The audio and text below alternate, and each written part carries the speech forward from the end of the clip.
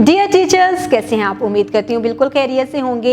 आपने क्लास में बच्चे को जब कहानी सुना रहे होंगे तो अलिफ मद आ की कहानी सुनाते हुए बच्चों का एक बहुत ही अच्छा एनवायरनमेंट क्रिएट करना है। क्लास में आप जब कहानी सुना रहे हों तो अपनी आवाज़ के उतार चढ़ाव का खास ख्याल रखें और कहानी में मौजूद उन किरदारों का जो कि अलिफ मद आ से शुरू हो रहे हैं, उन अल्फाज का जो अलिफ मद आ से शुरू हो रहे हैं, किताब में जिनको सुर्ख रंग से लिखा गया है उनको ठहर ठहर कर बच्चों के सामने बोले ताकि बच्चे अच्छे तरीके से उसको सुन सके और उसके बाद उसी तरह से आपके सामने बोल भी सके।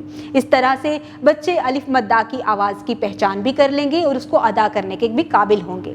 इसके बाद अलिफ मद आ की शक्ल की पहचान करवाएं और अलिफ मद आ से बनने वाले नए अल्फाज और उनके हिज्जों से भी बच्चों को मुतारफ करवाएं। अलिफ मद आ लिखना सिखाएं और स्टीम एक्टिविटीज़ जब करवा रहे हों तो बच्चों की मुकम्मल इन्वॉल्वमेंट बहुत ज़रूरी है। हर एक्टिविटी को प्रॉपर टाइम दें ताकि बच्चे उनमें मौजूद उसके एसेंस को अच्छे तरीके से समझ सके और बेहतर तरीके से उसको परफॉर्म कर सके। उम्मीद करती हूँ आपने आज की इस वीडियो से बहुत कुछ सीखा होगा। मज़ीद सीखने और जानने के लिए हमारे साथ रहिएगा। मिलते हैं अगली वीडियो में, तब तक के लिए खुदा हाफिज़।